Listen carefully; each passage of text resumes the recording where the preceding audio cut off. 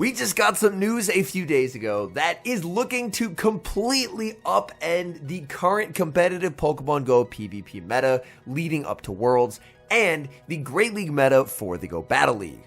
My name is Homeslice Henry, and today I'm going to be talking about a new Pokemon that is going to be arriving to the world of Pokemon GO on July the 22nd, and that is Aegislash.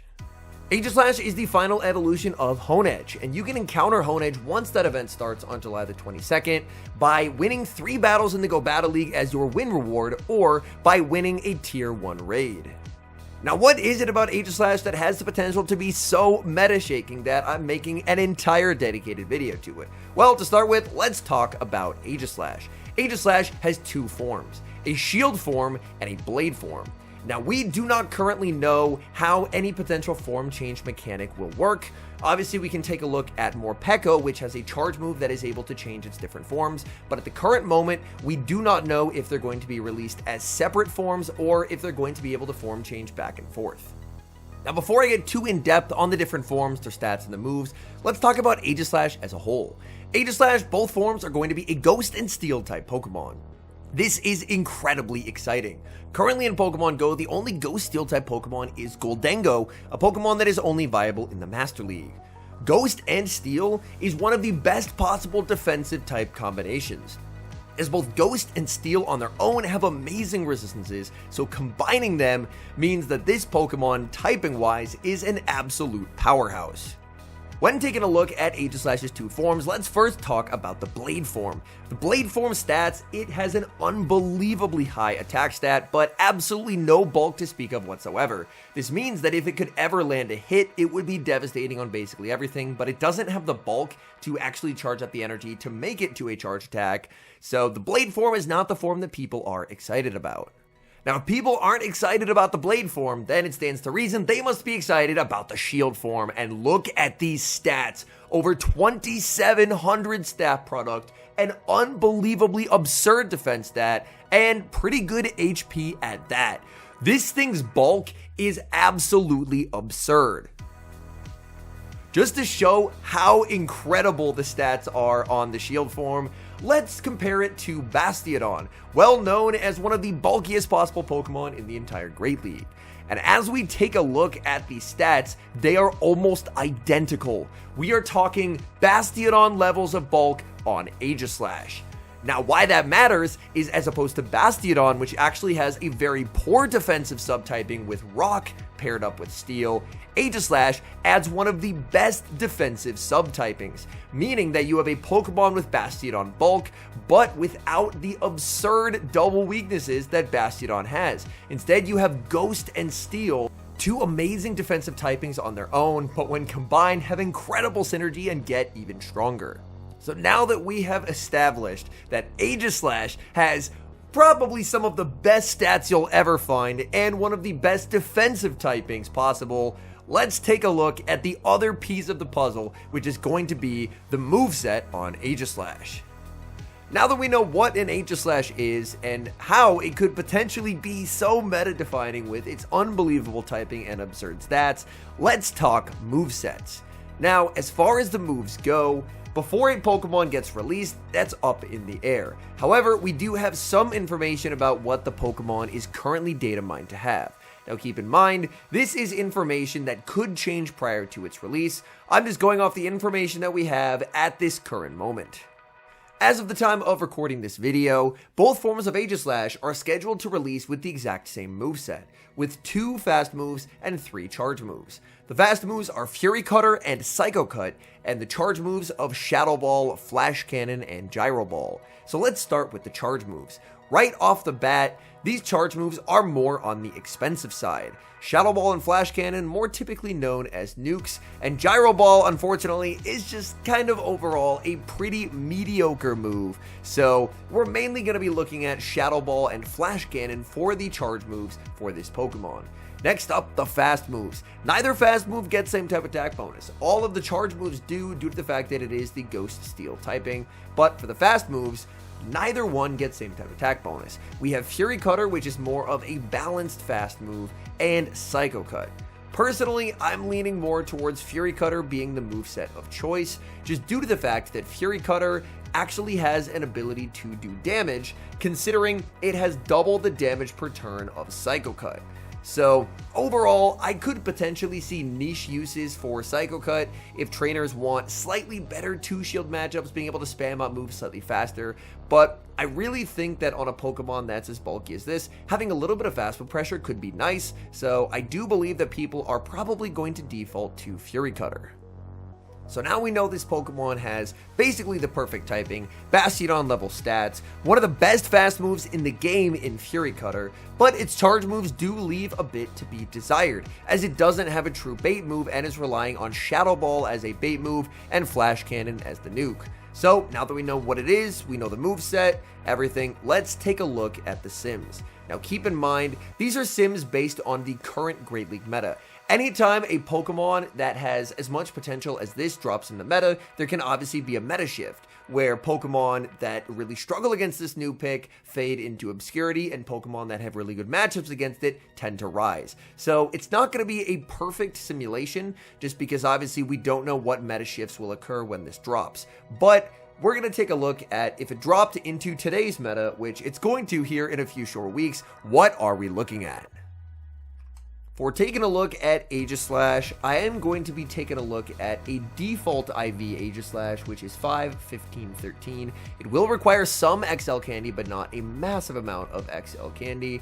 And I will also take a look at the rank 1 Aegislash. Now the rank 1 Aegislash is level 47, so it does require quite a few XL candies, but it doesn't require the whole 296, which is nice. This does mean that because it wants IVs like this, and it's only encounterable through the Go Battle League and through raids, that this is unfortunately going to be another one of those Pokemon, much like Galarian Corsola, where being able to trade for it is going to be worthwhile. So we'll take a look at this, and I'll add a custom of the open Great League meta. I will pick the rank 1, so that we get to take a look at the best possible ranks of these Pokemon. Let's take a look at the Zero Shield. In the Zero Shield, we are looking at a win rate of 37 wins and 10 losses, with an average of almost 600. That means in your average matchup, your average Great League matchup, Aegislash Shield in the Zeros is exiting at about 20% health as a win on average. It's very atypical to see averages this high. Like, even among very, very strong Pokemon, usually they will have, even if they have a lot of wins, a lot of the wins are more close wins. But my goodness, this Pokemon goes on an absolute rampage in the Zeros just by out-bulking everything. We see something like an Annihilate, it just can't hang in the Zeros, it can't do enough damage. Azumarill, Clodsire is able to beat it. It is beating the Ghost-type Galarian Corsola in the Zeros despite being a Fury Cutter user.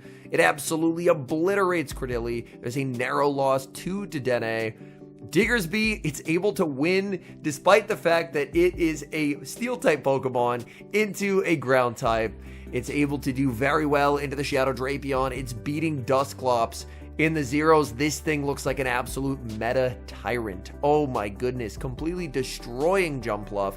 Mandibuzz can barely beat it. The Marowak matchup isn't even that good for Marowak. Marowak's exiting with under 20% of its health in the Zeros. Galarian Moltres is barely beating it.